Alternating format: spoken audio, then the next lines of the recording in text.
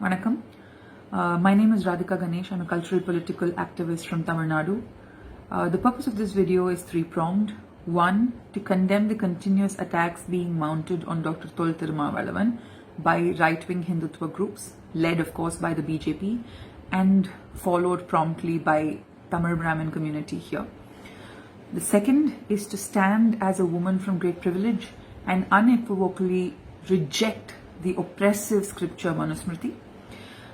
Third, to inform my non-Tamil speaking counterparts outside everywhere else in India about this very important cultural moment in our political history, following in the footsteps of Mahatma Phule, Dr. Ambedkar, Periyar. Dr. Thol.Thirumavalavan has called for the ban of Manusmriti.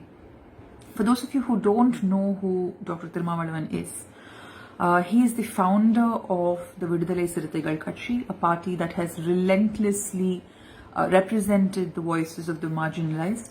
He himself is known to have been a fighter for issues that no other politician will take up.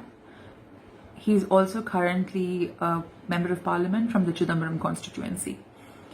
On September 27th, 2020, Dr. Thirumavalavan spoke on Periyar and feminism at an online webinar organized by the European Union Periyar and Ambedkar Comrades Federation.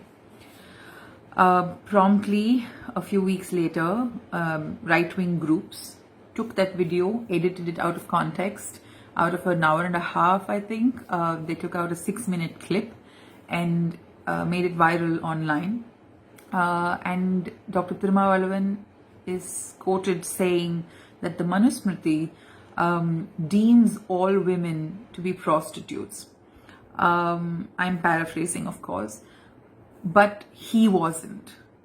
Thirumavalavan was quoting directly from the Manusmriti. So if at all the right-wing groups should be cyber attacking anybody, it should be Manu, because it was his words that were being repeated. And obviously this was extremely out of context. It makes absolutely no sense for anybody who has seen the political trajectory of Dr. Thirumavalavan to believe that he will even the least, denigrate women in any way, because both the VCK and him as personally have stood for women and women's rights and women emancipation ever since the party came into play, and even before that in his stint in the Dravidian parties. The attack was promptly lifted and propped up by many local politicians, as well as the Tamil Brahmin community and the loud sort of elements within the Tamil Brahmin community online. First on the list is Ms. Khushbu Sundar. It is very unfortunate because Ms. Khushbu Sundar has gone through something like this herself before she joined the BJP, which by the way was just a couple of days before she came out and demanded an apology from Dr. Thirumavalavan. She was initially in a Dravidian party, then moved to the Congress, and 4 days before this attack shifted to the BJP and found this as a very convenient moment to become a loud sort of a representative of BJP Hindutva ideology here in the state. I would like to remind Ms. Khushbu Sundar that she herself was subjected to severely traumatizing sort of backlash by similar groups when she made comments on women and their right, sexual right, a few years ago, actually several years ago. It's surprising that somebody, just because they are trying to, have a political career, can easily forget personal experiences like this. I don't think Dr. Thirumavalavan has said anything offensive to actually come out and apologize, and he has very courageously said that he will take on the legal battle. Chennai police were very prompt in filing a cyber complaint against Mr. Thirumavalavan, and the case will be met with, the legal recourse will be sought. Post this, the Tamil Brahmin community, unfortunately to which I belong, I can't do anything about it except acknowledge its tremendous, huge role in perpetuating oppression in Tamil Nadu and everywhere else in the country, has mounted so much pressure, coming out and saying all kinds of things about Thirumavalavan and his family and his background. If this isn't casteism, what is? Dr. Thirumavalavan is a very vocal anti-caste activist and a politician, and he has represented many women's issues both inside and outside the parliament. And to come out and mount an attack on somebody like him, saying he is disrespecting or denigrating women, is absolutely, well, mindless. Moving on to my second reason for making this video.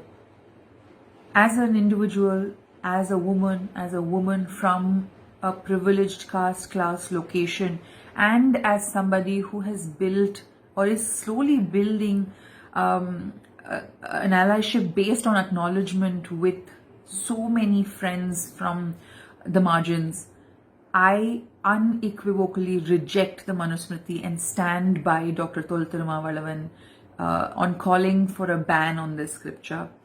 I am sure a lot of you are angry because I am saying this, or I am evoking the name of the Tamil Brahmin community, but I feel very strongly about this. There are many of you with whom I have had personal conversations and struggles and fights, trying to explain, or at least trying to put my opinion forward, and it has sometimes had results, most times not, because that is how Brahminical patriarchy works. Even in this situation, there are so many vocal, famous online crusaders of Tamil Brahmin heritage and Hindutva heritage who've come and opposed or attacked Dr. Thirumavalavan.